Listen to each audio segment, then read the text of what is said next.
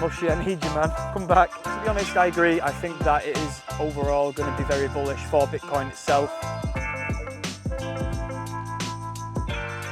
Just want to get over the water. Some really good content for sure. Nice run. Keep going, keep going. Hello and welcome back to the channel. Today we've got another video, but unfortunately I am on my own. Mushy will be in Italy right now, you know, eating pasta, drinking wine, having a good time whilst I'm out here doing all the work. So what we've got in store today is actually a video I'm pretty excited for. We're going to be doing a Q&A.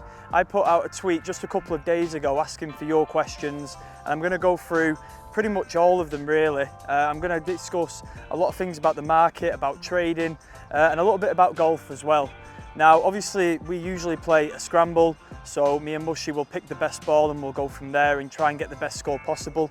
I am on my own today. I'm not expecting to break par over 3 holes, but as long as I don't make a mess of it, that's good enough for me. So what we'll do is we'll get started on a par 5 down there, and we will get moving and see what we can do and answer some questions as we're walking through the video. So the first hole now, par 5, we've got around 430 yards. It's fairly short, but a big dog leg to the left. So I'm hoping I can drive one here now and just put it close to these trees, see if we can get it close, and then a nice iron shot down the fairway. That's not what we wanted. That's gone very right. Just down there. It's going to be a long way in, long way in. Okay, we'll start with the first question of the Q&A now, and it is from Matt PC UK, and he says, what's your advice to someone who is starting with a small amount of money and looking to trade crypto? I mean, to be honest, I'd like to say that the easiest way is to actually trade, keep trading and build up the portfolio, but for a lot of people, especially those who are beginners, it's going to be very difficult to do, especially in the early stages. You have to expect to lose that account, lose a bit of money before you start to make money. That's the realistic opinion of mine when it comes to crypto trading. I think the best thing you can be doing is actually, you know, grinding elsewhere, working overtime, whatever you've got to do to build up that stack, and then start to be able to put more money in when the time's right, not from the off. You know, it's a good idea to start with a smaller amount of money, treat it like it's $1 million, and basically build it up from there, build your confidence from there, pretending that that money is worth a lot more than it is. And when you're successfully trading over a decent period of time with that, then is a good time to start throwing more money in when that confidence builds and when you believe in your own system and your own strategy. So that's what I would say. So the next question now is from a good friend of mine on CT called Elmer, and he basically asks how I think it's going to go with the banks collapsing and what Bitcoin's reaction to that will be, and how people actually see Bitcoin, considering it was made for this exact reason. Now, to be honest, I agree. I think that it is overall going to be very bullish for Bitcoin itself. In terms of the price action, I don't think we're immediately just going to see it, you know, 10x and 1 mil per BTC, anything like that. But I think as time goes on, we're going to actually start to see the fundamental value of Bitcoin, what it was actually created for all them years ago. Now, some people will say that it was obvious, you know, people can see into the future in terms of like, you know, if Bitcoin was created for this, it was going to become valuable in this instance one day. But a lot of people have to actually see something to start believing it. So I feel like at this point now, with everything that's happening in the world, people are finally starting to see the fundamental value of Bitcoin. And I think that will just continue to show over the next couple of years. Okay, so the second shot now, not the best angle really. I've left myself 310 yards in.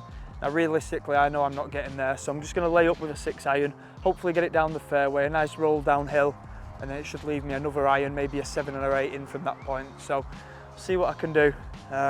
Just want to keep it in play really, that's the aim here. It's an awful connection. It sounded terrible. But I'm just towards them trees on the left. I think I've got a longer shot than I would have liked, but we'll see what we can do there.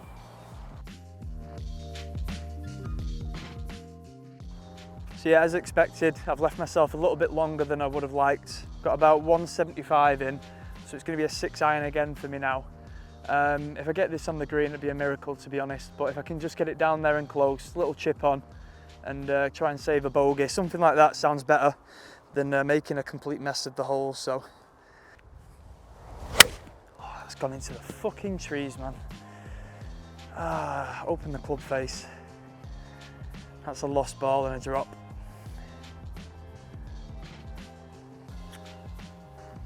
Mushy, I need you, man. Come back. Fuck.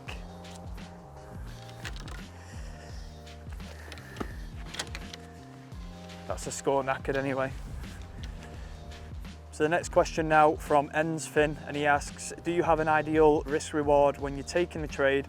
Does the RR change when you're not margin trading? So to be honest, I look at my my journal, have a look at the trade, see where I'm going right, see where I'm going wrong. Anything around 2 to 3 to 1, 2R, 3R, that's kind of an optimal trade for me. I seem to do very well in that area. I don't really go lower than a 2 personally. It's just not part of my strategy and my style. But then it depends on the time frame as well. So if I'm swing trading, if I'm playing something long term on the weekly and so on, then you know them R's actually increase, probably go more towards 6, 7, 8R, but it just takes a lot more time to play out. So that's the idea for that one. When it comes to margin trading, if I'm actually trading spot, it doesn't really change, to be honest. It only changes if I'm investing. Don't really have a stop loss when I'm investing, to be honest. A lot of the time I'm just willing to let it to go to zero. If the timing's right, if I'm investing at the right time of the cycle, then I don't really have an issue there. So yeah, that's the answer for that one.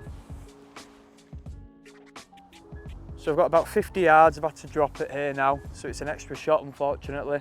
But I just want to try and hit it on the front of the green there, run up to the flag at the back of the green, and hopefully a little one putt to try and save some credibility on this hole. So try and get it somewhere close, so it's not a complete embarrassment. Doesn't look too bad. Wind just caught it. It's on the green though. It's the best shot of the hole, and that's saying something, to be honest. But yeah, not too bad.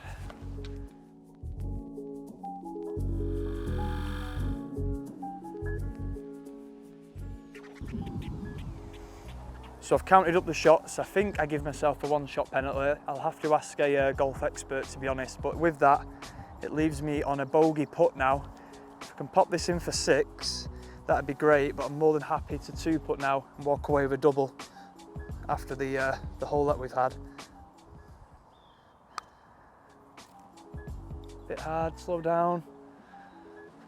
So hopefully, I've left myself some work. Oh, it's not been a good hole. 7 it is. Not the best hole, but for my standards, very, very average. On to the next one, par 3 over some water, so that should be very fun. Okay, so the 4th question on this Q&A, and the Crypto Monk, who I hope to have on this channel one day, we're going to work on that, asks, what club would I use to play a par 3 18 holes if I could only use one club? To be honest, I thought about this when I seen the question come in. I think I would probably use a 7-iron, and the reason for that is because I hit a 7 probably 150, 160 on average. I feel like most par 3s that I play anyway are somewhere in that maybe 140 to 190 range. So it's a club that I can use off the tee. I'm comfortable with it myself. Bump and runs, little putts with it. Yeah, I'd probably say a 7, to be honest. I wouldn't want to go into like a higher club and a shorter club. I'm probably not making it to the green on a lot of par 3s, to be honest. So yeah, 7-iron for me. So onto the par 3 now. We're looking at around 145 yards to the middle of the green. Wind against, so I'm clubbing up and going with a 7-iron. There is a very daunting pond there. I've been in that water a couple of times playing here over the last 6 to 12 months or so. I just want to get over. I don't even care where it goes. I just want to get over the water. I know that Lay will meme me in the next video if this goes in the water, so yeah, that's not what we want. Come on now. On to the next one, par 3 over some water, so that should be very fun. Get over, get over. Should be very fun. Oh, fuck off, man. Straight in the water. Oh, no. No, no, no. I don't even know what that was. I've even got a spare ball because I knew it was going to happen, and now we're free off the tee. Oh, come on, we can do it. That's better. Has it made it though? Just over. Why couldn't I do it the first time? Anyway, not bad. Okay, next question. What YouTube channels do you recommend for trading? Now, to be honest, there's a few that spring to mind, a few friends of mine as well. First of all, I mentioned in previous videos, Cred, definitely a channel worth checking out for the educational content, especially for beginners. We've also got Trader Exo and Trader SC, two really good traders. You'll learn a lot from their content, definitely. Crypto Chase, he's another one, very underrated in my opinion on CT. Puts out some good stuff and really knows what he's talking about. Also Macro CRG, another good friend of mine. He has just started on YouTube putting videos out, so I'll leave a link to all of these in the description as well, by the way. I think it'll be good for people to check them out. Who else have we got? Of course, Trader Main. I think that he's another good channel to check out. Very, very educational, knows what he's talking about, and actually adds a good entertaining twist to his videos as well. I really enjoy him personally. So yeah, so just a few names there really to go and check out, but some really good content for sure.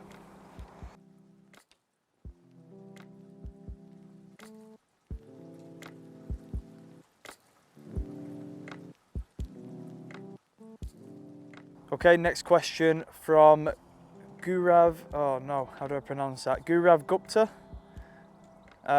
Love to know your portfolio diversification in terms of percentages and how did I start my crypto journey in brief. I'll fly through this because it'll be quite a long-winded answer really. In terms of my portfolio right now, I'm probably about 45% Bitcoin and Ethereum, about 40% stables and 15% in altcoins. Now I would have liked some more exposure to decrease the stable amount over the last few months, but unfortunately I didn't, and I thought it was too late to pull the trigger, but at least I wasn't completely sidelined, so lesson learnt there for me. I'm hoping that later in the year we do get a dip of some sort, whether it be a a higher low of some sort, then I can deploy a bit more capital on that dip. So we'll see what we get. In terms of the crypto journey, I mean, I started in 2018, January, it was alt season just after Bitcoin topped out at around 20K. I pretty much bought the top. I bought a lot of altcoins and watched them go 90%, minus 90%, 99% even over the course of the next year or two. So I've learnt my lesson as well over time. And hopefully, you know, this time round, I don't make that same mistake. So yeah, that's me in a nutshell over the last few years.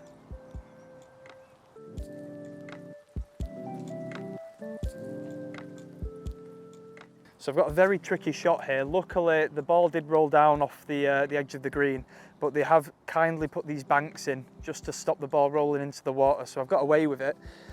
Hopefully I can get somewhere close. It is very tricky. The lie is horrible. But if I can just get it on this front edge, let it roll down the hill, go somewhere close to the hole, play off the front foot. That'll do. Don't know how close it'll get, but I'm happy with it. Okay, so this technically is going to be my 5th shot because we went 3 off the tee. Hopefully we can sink it, another double. Not the best standard of golf, but I didn't expect anything more without Mushy being here. He's going to be laughing when he watches this. No turn, but good weight. So that is for a 6. Bad golf. I really hope that the crypto advice that I can offer is a bit better than the standard of golf. Hopefully when Mushy returns next week we can put that right. Start sinking a few Bitcoin birdies, maybe a little ETH gull as well. But definitely not this week. We've got one more hole to go, par 4. Anything better than a double bogey really. So let's see what we can do. So we'll fly through a couple more questions now. This one from Mushy, even though he's not here. What are some of the best tools / websites to use for beginners or even experienced traders? So To be honest, like I just mentioned, all of them channels on YouTube are really good to use as a reference to learn, regardless of your experience in trading, especially crypto, obviously. As well, I think there's another good tool for beginners, which is babypips.com. It's mostly around forex trading, but you definitely learn the fundamentals, the basics of trading. It's a really good place to get that information from and then move on with it and actually start to apply it to your own trading. And another book, probably more for like mid to experienced traders, I would say, definitely not for people who are still learning what technical analysis is all about, is a book from Mark Douglas. It's called Trading in the Zone. I read this probably about 2 or 3 years ago. Very, very good book. Basically just discusses about the mentality of a trader and how you need to see the game in zeros and ones. Leave all emotions aside. It's a very, very good book.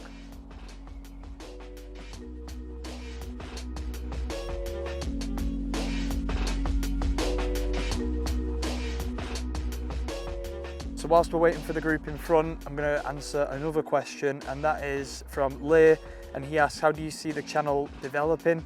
Would you bring any guests on and play in any other places? So to be honest, I would love to bring guests on. I've got a list of people that I'm targeting. We're just waiting to get set up with the equipment, be a bit more familiar with how everything works, and then we'll be a bit more confident then to reach out to a few people, travel to a few places. I mean, the dream for this channel really, traveling the world, playing golf with guests, interesting guests where they can talk about their projects, their trading experiences, whatever it might be, and hopefully get some good golf in the process, because I definitely can't provide that, especially on my own.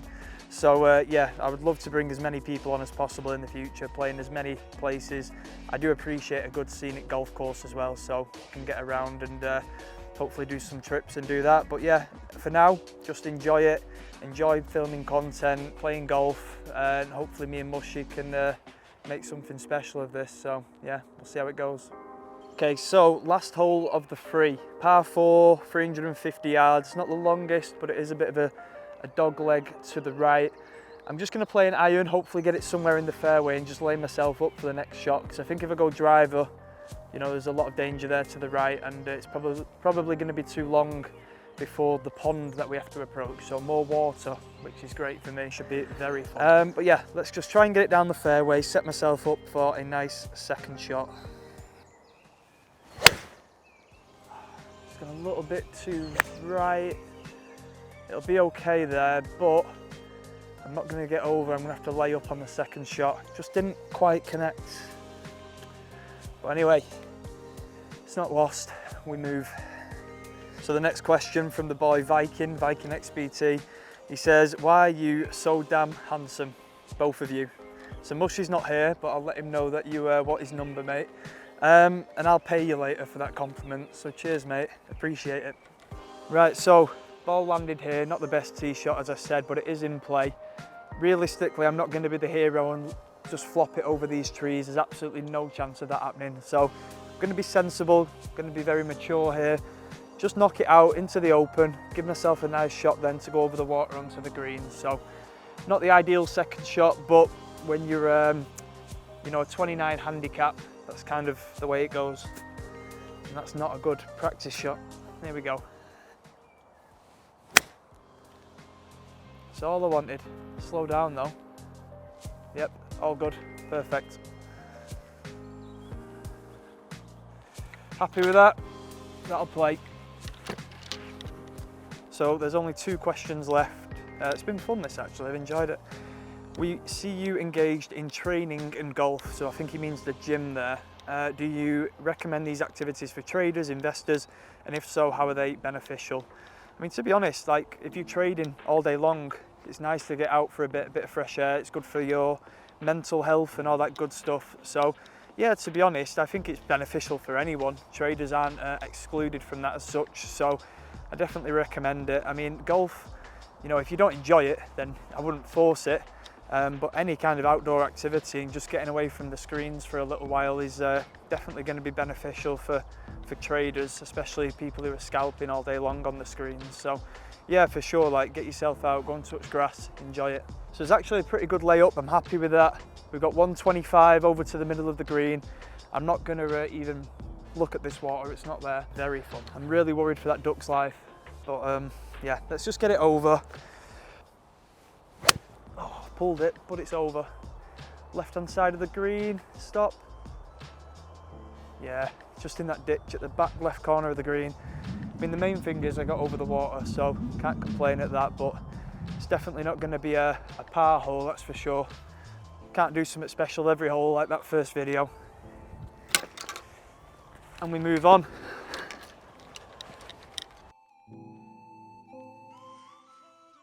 So last two questions, golf related questions. Macro CRG, top dog, he turned around and asked, what's your longest drive? Probably about 240, 250. I think I could probably do better than that, to be honest, but my technique really isn't there, as you can probably tell from this video. So hoping to improve that in the near future. And then Mushy again keeps coming back with these questions. What do you think your handicap will be at the end of the year? Now, I've just been given my handicap, as I mentioned before. I'm 29 now. I really want to bring that down. I'd like to hope I can get it down to around, I don't know, maybe like 22, 23. I know the handicap is more towards like the best round of golf that you can play, not your average. So if I'm averaging, you know, 25 shots over, but get my handicap down to 22, maybe even 21, we'll aim for that, low 20s, and I'm pretty happy with that. So let's see. Hold me to that. So the ball didn't actually land at the top of the green. I thought there was like another tier to it, but I'm just off. So I'm just going to try and chip it onto the middle of the green, let it run down. It is pretty downhill, just to the left of the pin, a little bit of a slope. So, you know, as long as I don't duff it, now I've said it, you know what's going to happen.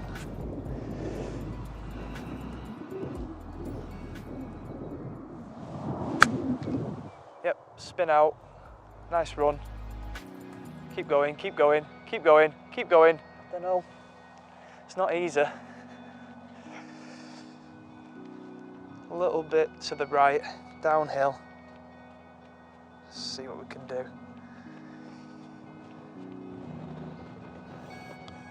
That's so fast. Wow. Further away than where I started. Oh no. Right, that's it for today's video. Thank you very much. Made a mess of this.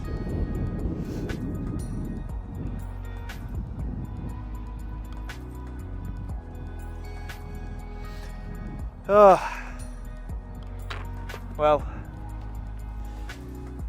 not the end that we wanted, but that is very realistic golf for my standards. Yeah. But hope you enjoyed the video. Hope the Q&A was a lot more helpful than the golf was. Please do like and subscribe. It's been a really interesting video on my own, so I'm sure I'll be doing one of these again in the future. But for now, it'll be me and Mushy back next week, and yeah, hope you enjoyed.